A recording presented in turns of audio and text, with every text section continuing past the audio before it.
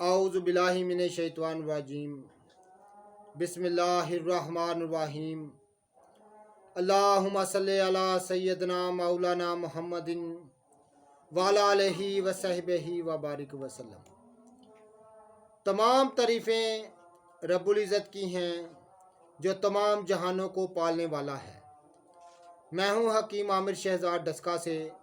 ناظرین کرام، آپ کی خدمت میں حکمہ قدیم کا مال جاتی رجحان، ان کی گہری فکر، امراض کے دفع کے لیے حفظان صحت پر ان کا فلسفہ، ان کے مال جاتی واقعات اور ان کے اقوال آپ کی خدمت میں عرض کرتا ہوں۔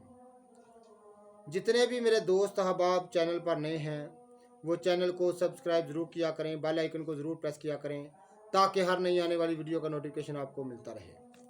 ناظرین کرام، اس ویڈیو میں خاص طور پر ایک بہت ہی بھروسے کا ایک نسخہ آپ کی خدمت میں عرض کرنے جا رہا ہوں، تو میرے دوست احباب فائدہ اٹھائیے گا، جس کو ہم عرق اشبا کے نام سے جانتے ہیں۔ ناظرین کرام، بے حد مصفہ خون ہے، ہر قسم کی خرابی خون، پھوڑے، پھنسی، آتشک اور خارش وغیرہ کے لیے تریاق اعظم ہے۔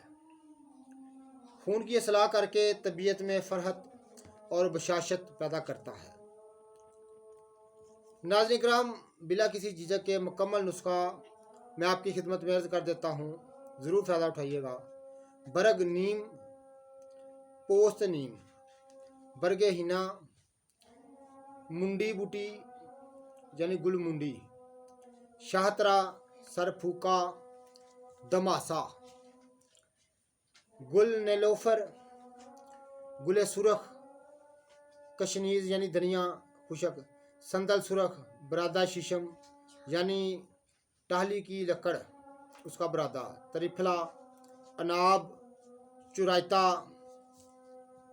اور افتیمون جس کو امر بیل بھی کہتے ہیں، آکاش بیل بھی کہتے ہیں، اشبا، چوپ چینی، مکو، تہم کاسنی، برم ڈنڈی، کٹائی خرد، ہر ایک شٹانک رات کو 7 سیر پانی میں بھگو کر صبح 5 بوتل عرق کشید کریں۔ عرق کشید کرنے کی مشہور ترکیب ہے، آپ کر سکتے ہیں، گھر میں دیچکی میں بھی عرق نکال سکتے ہیں، اس کی بہت ساری ترکیبیں ہیں۔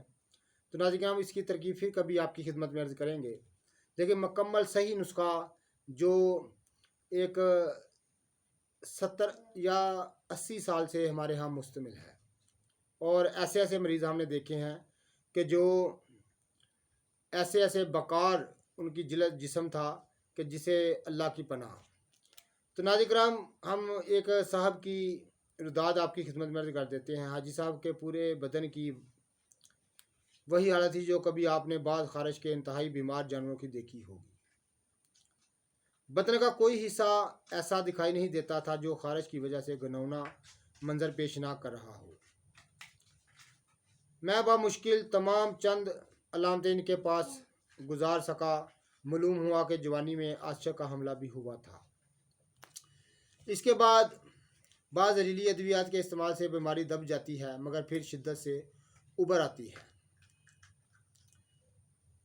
بعض طبیب لوگ جو ہیں حضرات، وہ زہریلی ادویات سے علاج کرنے کی کوشش کرتے ہیں، لیکن وقتی طور پہ یہ امراض دب جاتے ہیں لیکن مکمل فائدہ نہیں ہوتا۔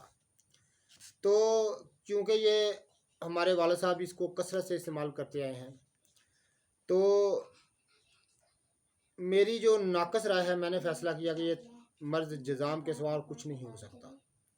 اللہ پناہ دے، اس مرض کا علاج تو بجائے خود رہا مجھے جیسا ضعیف اور اصاب شخص تو اس مرض کے علاج کے تصور سے لرزرا برادام ہو جاتا ہے، مگر دور دراز سے آئے ہوئے مریض کو صاف جواب دینا بھی میرے بس کا کام نہیں تھا۔ اللہ کا نام لے کر ایک نسخہ پیش کر دیا، یعنی یہ نسخہ میں نے اس کی خدمت میں عرض کر دیا، اس کو عرق دے دیا، تو اس کو 4-5 بوتلیں میں نے دے دیں۔ میں نے جب اس کو استعمال کر کے میرے پاس پھر آنا، تو اللہ کے فضل سے جب وہ 2-3 ماہ کے بعد میرے پاس آیا تو اس کا بدن بالکل صاف تھا، ایک داغ بھی نہیں تھا۔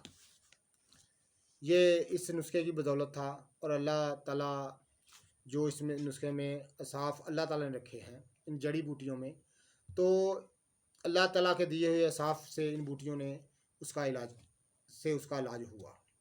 تو ناظرین کرام، ایسے ہی مجرب المجرب نسخہ جات میں آپ کی خدمت میں عرض کرتا رہتا ہوں۔